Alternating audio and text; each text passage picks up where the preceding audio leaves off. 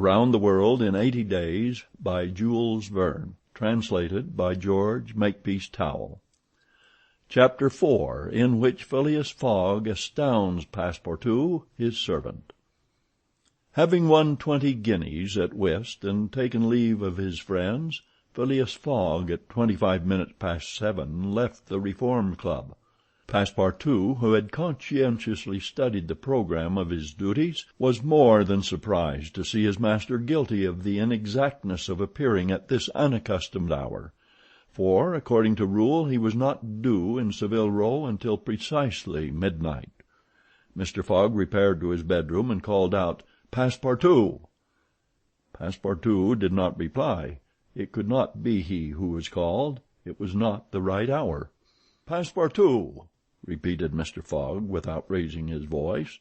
Passepartout made his appearance. "I've called you twice," observed his master. "But it is not midnight," responded the other, showing his watch.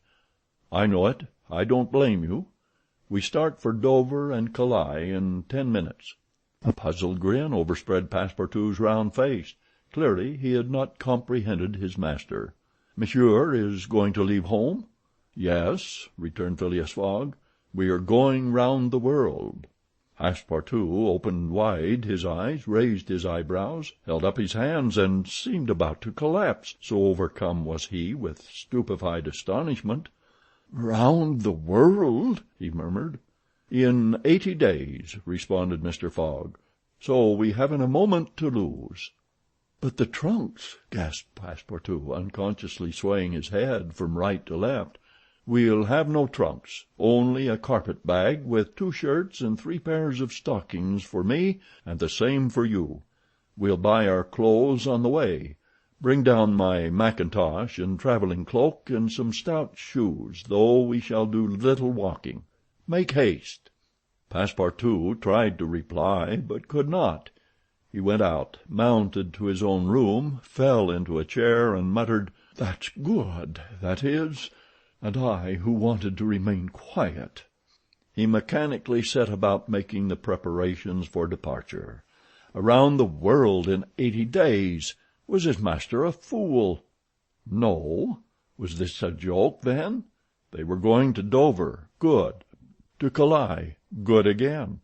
After all, Passepartout, who had been away from France 5 years, would not be sorry to set foot on his native soil again.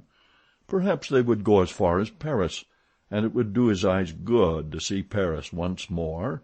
But surely a gentleman so chary of his steps would stop there, no doubt. But then it was none the less true that he was going away, this so domestic person hitherto. By 8 o'clock Passepartout had packed the modest carpet-bag containing the wardrobes of his master and himself. Then, still troubled in mind, he carefully shut the door of his room and descended to Mr. Fogg. Mr. Fogg was quite ready. Under his arm might have been observed a red-bound copy of Bradshaw's Continental Railway, Steam Transit and General Guide, with its timetables showing the arrival and departure of steamers and railways. He took the carpet-bag, opened it, and slipped into it a goodly roll of Bank of England notes, which would pass wherever he might go. "You have forgotten nothing?" asked he. "Nothing, monsieur." "My mackintosh and cloak?" "Here they are." "Good. Take this carpet-bag," handing it to Passepartout. "Take good care of it, for there are 20,000 pounds in it." Passepartout nearly dropped the bag, as if the 20,000 pounds were in gold, and weighed him down. Master and man then descended. The street door was double-locked, and at the end of Savile Row they took a cab and drove rapidly to Charing Cross. The cab stopped before the railway station at 20 minutes past 8. Passepartout jumped off the box and followed his master, who, after paying the cabman, was about to enter the station when a poor beggar woman, with a child in her arms, her naked feet smeared with mud, her head covered with a wretched bonnet from which hung a tattered feather, and her shoulders shrouded in a ragged shawl, approached and mournfully asked for alms.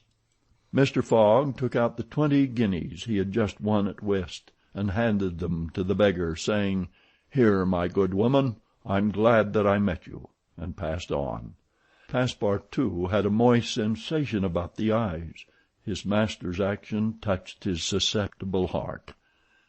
2 first-class tickets for Paris having been speedily purchased, Mr. Fogg was crossing the station to the train when he perceived his 5 friends of the Reform. "Well, gentlemen," said he, "I'm off, you see, and if you will examine my passport when I get back you will be able to judge whether I have accomplished the journey agreed upon." "Oh, that would be quite unnecessary, Mr. Fogg," said Ralph politely. "We will trust your word as a gentleman of honor." "You do not forget when you are due in London again?" asked Stuart. "In 80 days, on Saturday, the 21st of December, 1872, at 9:15 p.m. Goodbye, gentlemen."